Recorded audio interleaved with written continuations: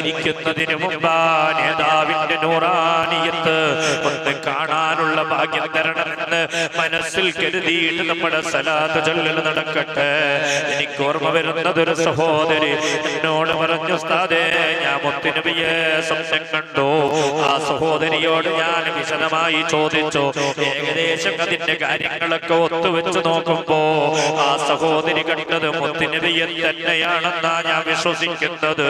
ആ പെങ്ങളോട് ഞാൻ ചോദിച്ചു, പെങ്ങള് മുത്തുനബിയെ കാണാൻ വേണ്ടി ഇത്ര ചെറിയ പ്രായത്തില് നിങ്ങളെന്താ ചെയ്തത്? എന്നോട് പറഞ്ഞത്, ഉസ്താദേ രാത്രിയിൽ ഞാൻ കിടന്നുറങ്ങണമെങ്കിൽ 313 സലാത്ത് ഞാൻ എന്റെ തസ്ബീഹ് മാലയിൽ ചൊല്ലും. അതല്ലാതെ അതിന്റെ അപ്പുറം ഞങ്ങൾ ഞാൻ ചെല്ലാറുണ്ട്. തസ്ബീഹ് മാലയിൽ 313 പൂർത്തിയായ പിന്നെ ഞാനങ്ങ് എന്റെ വലതുഭാഗം ചെരിഞ്ഞ് ഞാൻ ബിസ്മിക റബ്ബി ചൊല്ലിയിട്ടങ്ങ് കിടക്കും.